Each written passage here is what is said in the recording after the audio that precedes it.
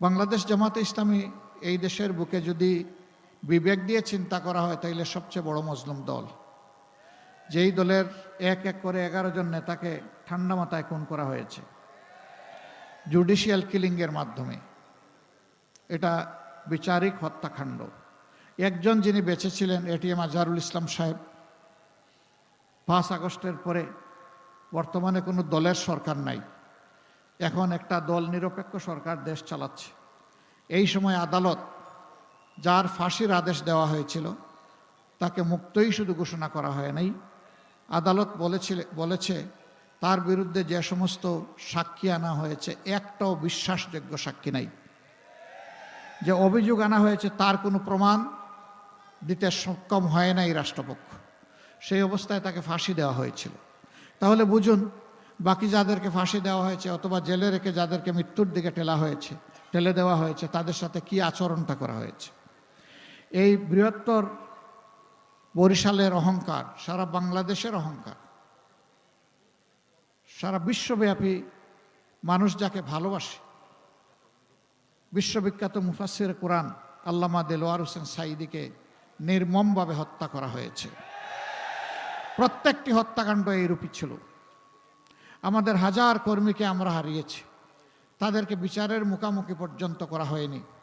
Extra judicial killing, বিচার বহির্ভূতভাবে তাদেরকে হত্যা করা হয়েছে। 5,000 সহকর্মী জীবনের তরে পঙ্গু হয়ে গেছে। কার 2 চোখ নাই, কার 1 চোখ নাই, কার হাত নাই, কার পাও নাই, কেউ মেরুদণ্ড আঘাত পেয়ে এখন প্যারালাইজড হয়ে বিছনায় পড়ে আছে।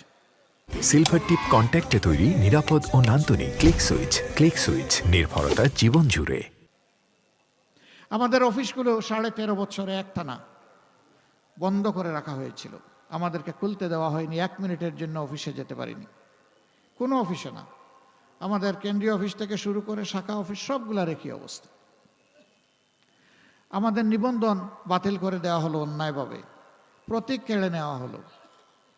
শেষ পর্যন্ত দিশাহারা হয়ে আমাদের সংগঠনটাকেই নিষিদ্ধ করে দিল। শুধু আমরা না, ইসলামী ছাত্র শিবির সহ যত সংগঠন আমাদেরকে ভালোবাসে সবগুলা নিষিদ্ধ।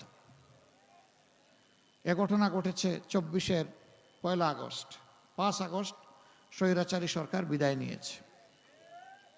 সম্মানিত ভাই ও বন্ধুগণ, এরপরে দেখেন একমাত্র দল যাদের নেতৃবৃন্দের ঘর বাড়ি বোলডোজার দিয়ে ভেঙে ছাই করে ফেলা হয়েছিল, হাজার হাজার কর্মীকে চাকরি থেকে বরখাস্ত করা হয়েছিল, সাসপেন্ড করা হয়েছিল, লক্ষ লক্ষ সহকর্মীর বিরুদ্ধে মামলা দিয়ে কার্যত গোটা বাংলাদেশকেই জেলে পরিণত করা হয়েছিল।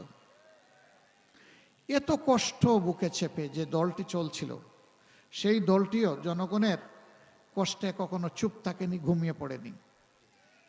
এই 15.5 বছর যেখানেই মানুষের দুঃখ দুর্দশা, বন্যা, খরা, ঘূর্ণিঝড়, জলোচ্ছ্বাস এবং আনন্যাচারাল ডেথ যত জায়গায় হয়েছে, সবার আগে যে সংগঠন দৌড়ে গিয়ে দাঁড়িয়েছে, এমনকি সরকারের আগে, তার নাম বাংলাদেশ